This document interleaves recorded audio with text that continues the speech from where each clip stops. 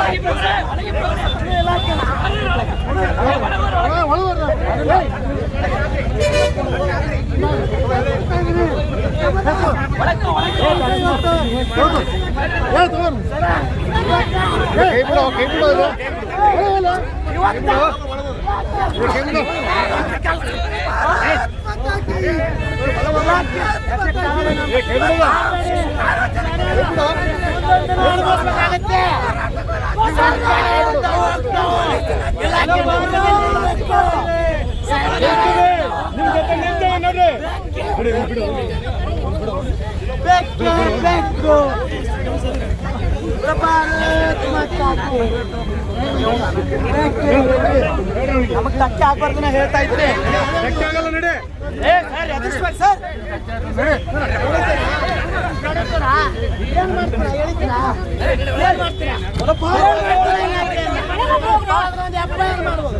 ಏನ್ ಮಾಡ್ತೀರಾ? ಇಲಾಖೆ ಇಷ್ಟೆಲ್ಲ ಆಗಿದೆ, ಇದರಿಂದ ರಾಜ್ಯದ ಉನ್ನಾರ ಏನಿದೆ? ಇಲಾಖೆ ಯಾಕೆ ಹೋಗ್ಬೇಕು? ನೀವು ಸರ್ಕಾರವನ್ನು ನೋಡಿ ನಮ್ಮನ್ನು ಅರೆಸ್ಟ್ ಮಾಡಬೇಕು. ವಿದ್ಯಾರ್ಥಿಗಳ ಪರವಾಗಿ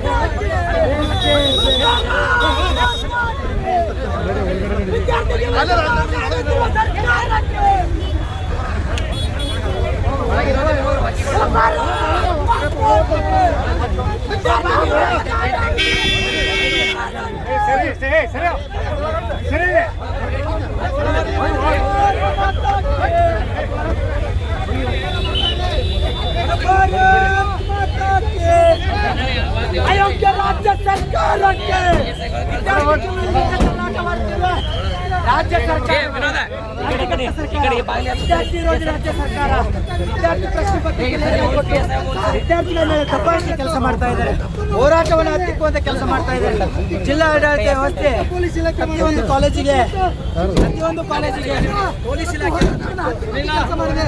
ಅದಕ್ಕೆ ಈ ಮೂಲಕ ಹೇಳ್ತಾ ಇದ್ರಿ, ರಾಜ್ಯದಲ್ಲಿ ಅನ್ಯಾಯ ಆಗಿದೆ ಅಂತ ವಿದ್ಯಾರ್ಥಿಗಳಿಗೆ ನ್ಯಾಯ ಕೊಡಿಸುವಂತ ಕೆಲಸ ಇವತ್ತು ABP ಮಾಡುತ್ತೆ.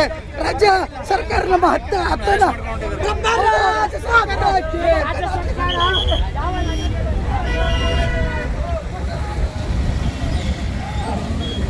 ಕ್ಲಿಯರ್ ಮಾಡಲ್ಲ.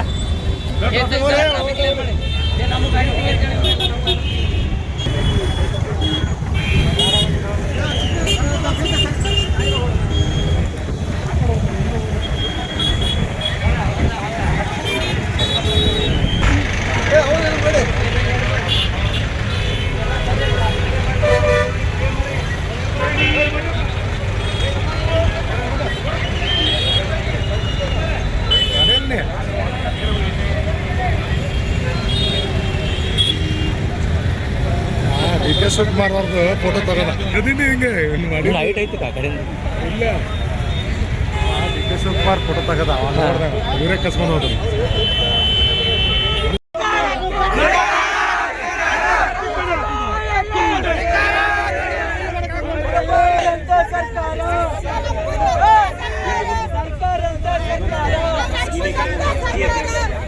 ಹೋರಾಟ ತಪ್ಪಿದೆ ಸರ್. ನಡುವೆ ಬಂದಿತ್ತು ಅಂತ ಪೊಲೀಸ್ ಇಲಾಖೆ ಮಾಡಿದೆ. ಶಾಂತಿಯುತವಾಗಿ ಹೋರಾಟ ಮಾಡ್ತೀವಿ, ಶಾಂತಿಯುತವಾಗಿ ಹೋರಾಟ ಮಾಡ್ತೀವಿ. ನಾವು ನಮ್ಮ ಮನವಿ ಏನೈತಿ ಸಲ್ಲಿಸ್ತೀವಿ ಅಂತೇಳಿ ನಿಮ್ಮ ಮಾತು ಕೊಟ್ಟು ರಾತ್ರಿ 12 ಕಾಡ್ಸಿದ್ದೀರಾ. ನಿನ್ನೆನೂ ಕೂಡ ನಮ್ಮನ್ನು ಕಾಡ್ಸಿದ್ದೀರಾ. ನಿನ್ನೆನೂ ಕೂಡ 12 ಗಂಟೆಗೆ ಬಂದು ನೋಟಿಸ್ ಇಶ್ಯೂ ಮಾಡಿದ್ರು ಸರ್. 12 ಗಂಟೆಗೆ ಬಂದು ನೋಟಿಸ್ ಅಲ್ಲ ಸರ್, ಮಾಡಬೇಡ ಅಂತಲೇ ಇದೆ. ನಮ್ಮ ಮನವಿಯಲ್ಲಿ ಏನಿದೆ ನೋಡಿ ಸರ್, ಅದು ಆಗಿರೋ ಕೂಡ DDP ಅವರಿಗೆ ನೀವು ಏನು ಯಾವ ರೀತಿ ಅವ್ರನ್ನ ಮ್ಯಾನಿಪ್ಯುಲೇಟ್ ಮಾಡಿ ಅಲ್ಲಿರ್ತಕ್ಕಂಥ ವಿದ್ಯಾರ್ಥಿಗಳಿಗೆ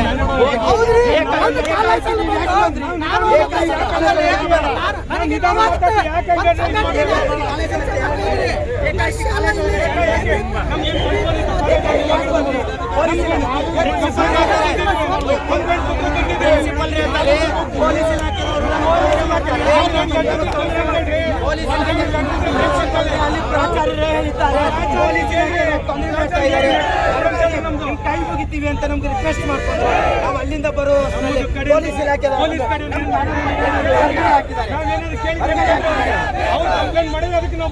ಕಂಪ್ಲೇಂಟ್ ಮಾಡಿ ಸರ್. ಹೋದ ತಕ್ಷಣ ಹೇಳಿದ್ದಾರೆ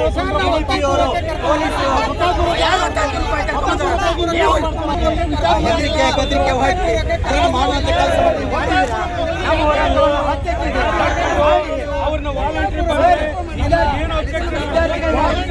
ವಿದ್ಯಾರ್ಥಿಗಳನ್ನ ಈ ಮಟ್ಟದಲ್ಲಿ ವಿರೋಧ ಮಾಡಬಾರ್ದು.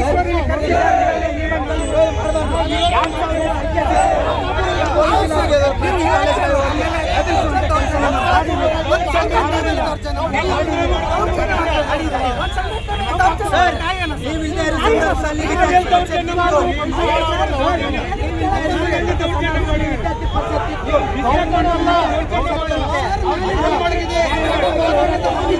ಸೈದ್ಧಾಂತಿಕ ಬದ್ಧತೆ ಇರ್ತಕ್ಕಂಥ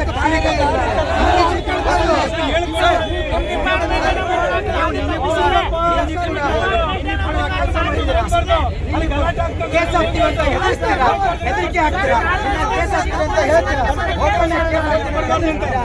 ಸರ್ ನಾನು ಹೇಳ್ತಾ ಇರೋದೇನು ಸರ್, ನಾನು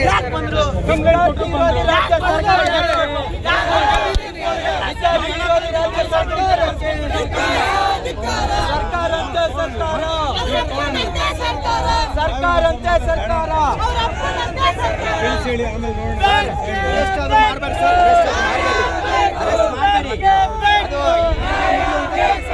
ಮುಗಿಯುವಂತ ಹೋರಾಟ ಅಲ್ಲ.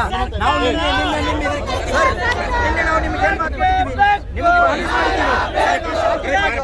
ಶಾಂತಿಯುತವಾಗಿ ಹೋರಾಟ ಸರ್, ನಾ ಹೇಳ್ತೀನಿ ಸರ್, ಶಾಂತಿಯುತವಾಗಿ ಹೋರಾಟ ಮಾಡ್ತೀವಿ ನಾವಂತ ಇಲ್ಲಿ ಮನವಿ ಮಾಡ್ಕೊಂಡು ಬಂದಿವಿ. ಸಾಹೇಬರಿಗೆ ಯಾವ ಸಾಹೇಬರಿಗೆ ಒಟ್ಟಿಗೆ ಎಲ್ಲ ಇಲ್ಲ ಸರ್, ನೀವೇ ದಾರಿ ತಪ್ಪಿಸಿದ್ದು, ನೀವೇ ಅದನ್ನ ಹೋರಾಟವನ್ನು ಹತ್ತಿಕ್ಕುವಂತ ಕೆಲಸ ಯಾಕೆ ಸರ್ ನೀವು ಹತ್ತಿದ್ದೀರಾ? ನೀವು ಒಳಗಡೆ ಕಾಲೇಜ್ ಪಟ್ಟಣದೊಳಗೆ ಬಂದ ನಮ್ಮ ಕಾಲೇಜ್ ಹಿಡ್ಕೊಂಡ್ಬರ್ದು ಅವಶ್ಯಕತೆ ಇತ್ತ? ಅವಶ್ಯಕತೆ ಇತ್ತ?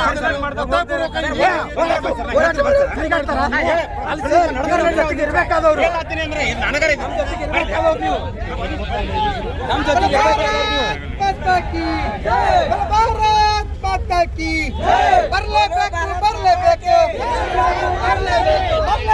ಬರಲೇಬೇಕು. ಇಲ್ಲಿ ಒಬ್ಬೊಬ್ಬ ಕಾರ್ಯಕರ್ತರು ಒಬ್ಬೊಬ್ಬ ಕೋಟಿ ಕೋಟಿ ಸಂಖ್ಯೆಗೆ ಸಮ. ವಿದ್ಯಾರ್ಥಿ ಶಕ್ತಿ ಅಂದ್ರೆ ರಾಷ್ಟ್ರದ ಶಕ್ತಿ.